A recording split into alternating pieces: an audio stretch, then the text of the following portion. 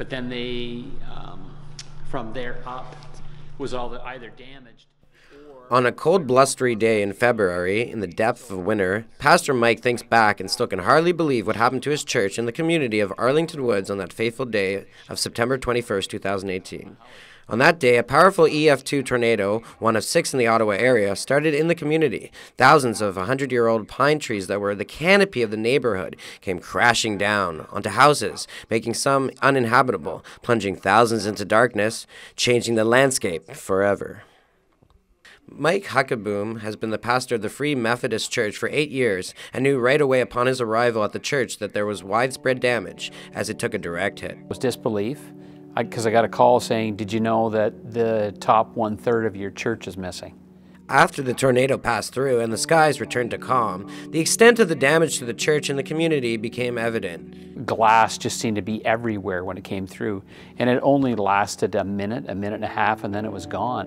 It was nighttime, all the lights were off, all the power was off in this area, and to come in through the church and to open the door into the fellowship hall that got the most damage, and to be able to look up through and see the stars. It felt like I was violated. It just felt like everything was just ripped wide open. The next day on Saturday when we were cleaning up here, people were walking around, and when you would look at them, for some of them, it was almost like they were almost like zombies. We were hearing then that people were talking on their streets or in their cul-de-sac that hadn't talked together for years.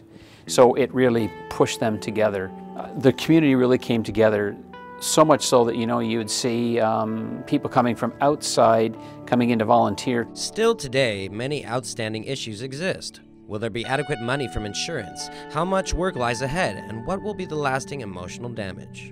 The pitched roof that is over top of our fellowship hall,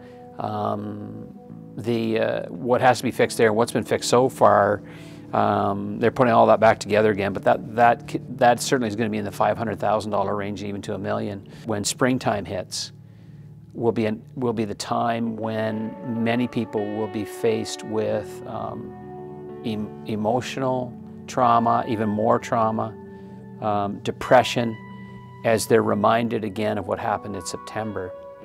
They're going to see the stumps are still there, and they're going to see these houses that have been removed. Out of about 200 houses in the community, at least 10 or 15 will need to be demolished.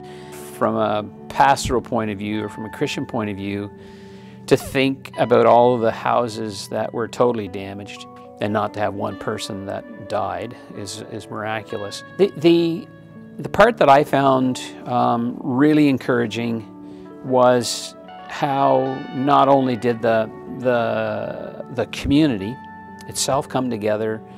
For me, it was how the church community, the larger church community, the larger religious community came together. Out of the dark comes light, hope, and new beginnings, which include the reforestation of the neighborhood.